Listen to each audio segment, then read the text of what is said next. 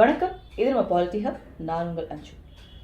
Iran இஸ்ரேலுக்கு இடையான சண்டை இன்னைக்கு வரைக்கும் தொடர்ந்து நடந்துட்டு இருக்கிறதுக்கான முக்கிய முதற் புள்ளி என்ன அப்படின்னு பார்த்தோம்னா, ஈரான் அணு ஆயுத ஆலை இதை செட்டப் பண்ண போறாங்க அப்படின்ற குற்றச்சாட்டை இஸ்ரேல் தொடர்ந்து 20 வருட காலமாக முன் வச்சுட்டு இருந்தாங்க. ஆனால் இல்லை அப்படின்றத மறுத்து ஈரான் பேசிட்டு இருந்தது. ஆனால் ஒரு கட்டத்துக்கு மேலே ஈரான் என்ன சொல்லிச்சு அப்படின்னா, எங்களுடைய மக்கள் பாதுகாப்புக்காக நாங்கள் என்ன வேணாலும் பண்ணுவோம், ஸோ இதை யாராலையும் தடுக்கவோ யாரும் கொஸ்டின் பண்ணவும் முடியாது அப்படின்னு சொல்லியிருந்தாங்க. இதை தொடர்ந்து அவங்க கிட்டத்தட்ட அணு ஆயுத ஆலை செட்டப் பண்ண போறாங்க அப்படின்றதையும், மிச்சம் யுரேனியத்தை மட்டுமே செறிவூட்டுறதுக்கான வேலை மட்டும்தான் மிச்சம் இருக்குது, ஸோ இந்த கொஞ்ச நாள்ல எல்லாமே நடந்துரும் அப்படின்ற ஒரு மெசேஜ் பாஸ் ஆகுது. இதை தொடர்ந்து இந்த ஈரான் இந்த மாதிரியான ஒரு நியூக்ளியர் பாம்பு ஸ்டேஷனை செட்டப் பண்ணிட்டாங்க அப்படின்னா, அது அங்கே இருக்க மிடில் ஈஸ்ட்ல இருக்க எல்லாருக்கும் இஸ்ரேலுக்குமே ஒரு அச்சுறுத்தும் விதமான ஒரு விஷயமாக மாறிடும். அப்படின்றதுனால இதை உடனடியாக அவங்க ஸ்டாப் பண்ண சொல்லணும் அப்படின்னு சொல்லிட்டு அவங்க பேச்சுவார்த்தையில் ஈடுபடுறாங்க.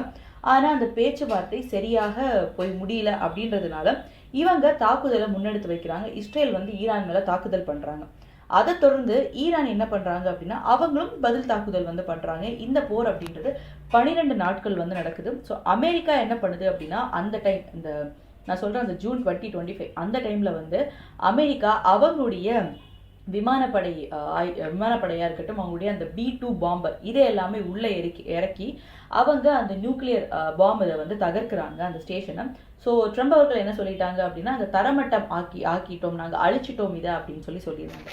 அதுக்கப்புறமா கிட்டத்தட்ட ஒரு 6-8 மாதம் ஆனதுக்கு அப்புறமா ஈரான் என்ன சொல்லுது அப்படின்னா, நாங்கள் மறுபடியும் எங்களுடைய இதை செட்டப் பண்ண போகிறோம், எங்களுக்கு எங்களுடைய இது தேவை அப்படின்னு சொல்லி திரும்ப அவங்க முன் வரும்போது இல்லை முடியாது அப்படின்ட்டு மறுபடியும் பேச்சுவார்த்தையில் கரெக்டான சுமூகமான ஒரு தீர்வு எட்டலை அப்படின்னா கண்டிப்பாக இது தாக்குதலில் போய் முடியும், நாங்கள் திரும்ப உங்களை அடிப்போம் அப்படின்றான ஒரு ஸ்டேட்மெண்ட்டை அமெரிக்காவும் இஸ்ரேலும் சரி மிடில் ஈஸ்டில் இருக்க கண்ட்ரீஸுக்கும் இது ஒரு அச்சுறுத்தும் வகையாக தான் இந்த விஷயம் இருந்தது. ஈரானோட இந்த ரெஸ்பான்ஸை தொடர்ந்து அமெரிக்கா அவங்களுடைய இராணுவம், விமானப்படை, கப்பற்படை இதை எல்லாமே ஈரானை சுற்றி நிப்பாட்ட வைக்கிறாங்க. முக்கியமாக அமெரிக்காவுடைய மிகப்பெரிய விமானம் தாங்கிய போர்க்கப்பலான USS Abraham Lincoln, USS Gerald R Ford இதை சுற்றி வளைத்து நிப்பாட்ட வைக்கிறாங்க. இது மட்டும் இல்லாமல் அவங்களுடைய சக்தி வாய்ந்த போர் விமானமான F-35, F-22 இதையும் சுற்றி வளைத்து நிப்பாட்ட வைக்கிறாங்க.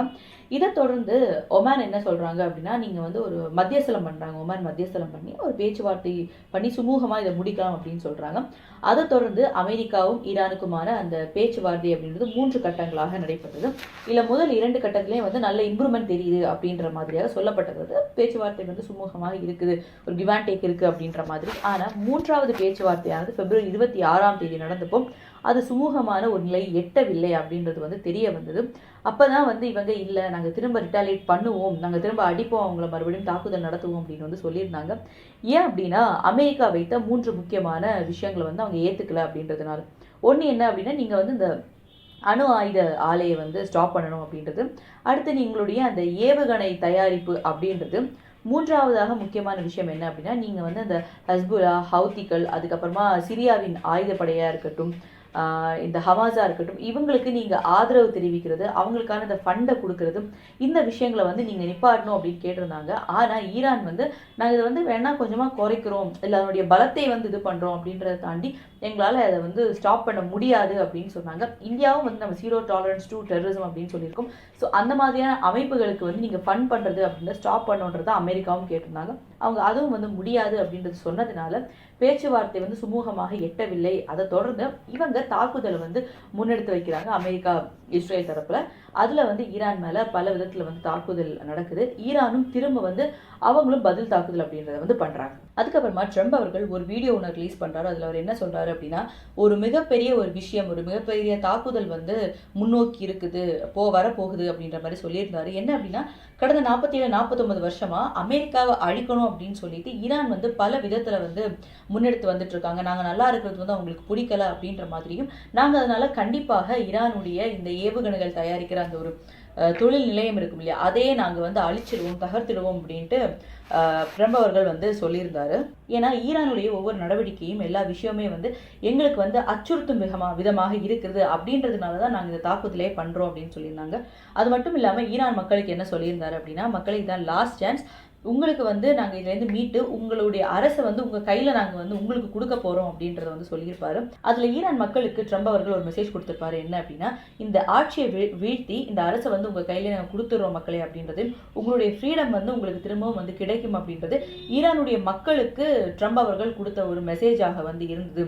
ஸோ அதனால நாங்க ஈரானில் வந்து ஒரு ஆட்சி மாற்றம் அப்படின்றத நாங்க நிகழ்த்தி காட்டுவோம் அப்படின்றத ட்ரம்ப் அவர்கள் வந்து ஈரான் மக்களுக்கு சொல்லியிருந்தாங்க. ஸோ நீங்க வந்து சேஃபா இருங்க, இதான் லாஸ்ட் சான்ஸ் அப்படின்ற மாதிரி ட்ரம்ப் அவர்கள் அவருடைய கருத்தை வந்து முன் வச்சிருந்தார். 1979 இருந்தே வந்து ஈரானுக்கும் இஸ்ரேலுக்குமான உறவு அப்படின்றது சுமூகமாக போகல அப்படின்றதான் உண்மை.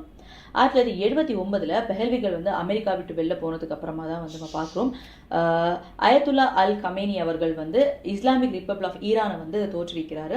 அதனுடைய உச்ச தலைவராக வந்து அவர் இருக்கார்.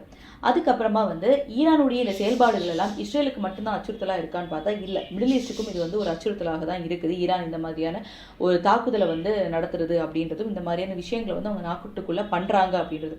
ஏன்னா முக்கியமாக பாலஸ்தீனுடைய அந்த விவகாரம் வரும்போது கூட அப்போ இருந்த ஆயுத குழுக்களுக்கு வந்து இவங்க சப்போர்ட் பண்ணுறாங்க ஈரான் அப்படின்றத பார்க்குறோம். ஆதரவு அப்படின்றது இந்த விஷயங்களுக்கு நாங்கள் ஆதரவாக இருக்கோம், இல்லை ஆதரவு கொடுக்குறாங்கிறத தாண்டி ஃபண்ட் வேஸ் வந்து ஈரான் வந்து ஆதரவாக இருக்குது. அவங்களுக்கான அடைக்கலத்தையும் அவங்களுக்கான தேவைகளையும் வந்து ஈரான் பண்ணுது அப்படின்றதுனால தான் ஈரான் வந்து ஒரு அச்சுறுத்தலாக, இன்னும் பெரிய ஒரு அச்சுறுத்தலாக இருக்குது. ஏன்னா தீவிரவாத இதை வந்து அவங்க ஊக்குவிக்கிறாங்க, சப்போர்ட்டபுளாக இருக்காங்க அப்படின்றது. ஏன்னா இந்தியாவும் நம்ம சொன்னோம் இல்லையா, 0 டாலரன்ஸ் டு டெரரிசம் அப்படின்றது. ஸோ இதை தான் வந்து அமெரிக்காவும் மிடில் ஈஸ்டாக இருக்கட்டும் இஸ்ரேலாக இருக்கட்டும் அவங்களும் வந்து முன்வைக்கிற கருத்தாக இருக்குது. எல்லா விதத்திலையும் இஸ்ரேலுக்கு ஈரான் வந்து ஒரு இடைஞ்சலாகவே இருக்குது அப்படின்றத வந்து இஸ்ரேல் உணருது. ஏன்னா பொருளாதார விதமாகவும் பார்த்தோம், ஆயுத விதமாக பார்த்தாலும் அவங்க வந்து வேறு விதத்தில் முன்னேறிட்டு போகிறாங்க அப்படின்றத இஸ்ரேல் வந்து விடக்கூடாது, தடுக்கணும் அப்படின்னு நினைக்கிறாங்க. அதில் வந்து பார்த்தோம் அப்படின்னா இவங்க அந்த சொன்ன மாதிரியே இந்த பிப்ரவரி மாதம் வந்து 2 கட்ட பேச்சுவார்த்தை நடக்குது. அந்த பேச்சுவார்த்தை சுமூகமாக 26ஆம் தேதி நடந்த அந்த பேச்சுவார்த்தை வந்து இன்னும் அங்கேயும் வந்து ஒரு சுமூகமான இது வரல அப்படின்றதுனால கண்டிப்பாக தாக்குதல் பண்ணலாம் அப்படின்னு சொல்லி தான் நெத்தனியாகு வந்து ட்ரம்ப் கிட்ட சொல்லியிருக்காரு.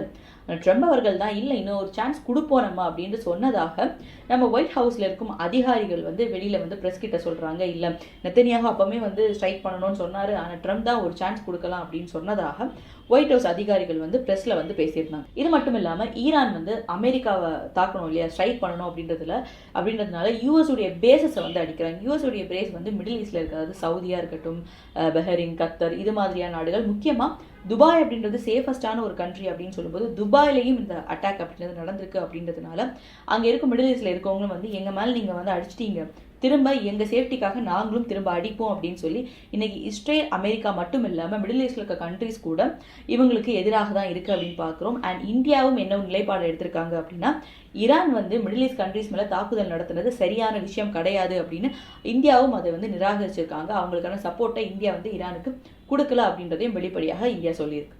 இந்த எல்லா பிரச்சனையிலையும் முக்கியமாக அழிவாங்கிற ஒரு விஷயம் என்ன அப்படின்னு பார்த்தோம்னா எண்ணெய் வர்த்தகம் அப்படின்றதான். ஏன்னா ஸ்ட்ரெய்ட் ஆஃப் ஹோர்மஸ் அப்படின்றத ஈரான் ஆல்ரெடி வந்து க்ளோஸ் பண்ணி வச்சிருக்கு. ஸோ கச்சா எண்ணெயுடைய விலை அப்படின்றது அதிகரிக்க ஆரம்பிக்கும். இது எங்கே வந்து ரிசல்ட் ஆகும் அப்படின்னா நமக்கு தெரிஞ்ச மாதிரியே பெட்ரோல் டீசலுடைய விலை வந்து அதிகரிக்கும் அப்படின்றதான். ஸோ அதனால் அடுத்ததாக என்ன பண்ண போகிறாங்க அப்படின்றது ஒரு பெரிய கேள்விக்குறி தான். ஏன்னா ஒவ்வொரு கண்ட்ரீஸும் வச்சிருக்க அதனுடைய ஸ்டாக் இருக்கும் இல்லையா, ஸோ அது வந்து ஸ்டாப் ஆகிடும். ஸோ எக்ஸ்ட்ரா அவங்களுக்கு வேணும், அவங்களோட நீடுக்காக வாங்க போகணும் அப்படின்னா இந்த ஸ்ட்ரெய்ட் ஆஃப் ஹோர்மஸும் வந்து க்ளோஸில் இருக்குது அப்படின்றத பார்க்குறோம். ஸோ இதை தொடர்ந்து இதில் ஒரு பெரிய அடி வாங்கும் அப்படின்றதுனால இந்த விஷயத்தில் கண்டிப்பாக பேசி சுமூகமான ஒரு முடிவை வந்து எடுக்கணும். இல்லைனா உங்களுடைய இந்த பிரச்சனையில் மித்த நாடுகளும் வந்து கஷ்டப்படும் அப்படின்றத வந்து பல நாடுகளும் வந்து கோரிக்கையாக முன் வச்சிருக்காங்க. இப்போ கமேனி அவர்கள் வந்து இறந்துட்டாரு, அவர் வந்து கொல்லப்பட்டிருக்காரு.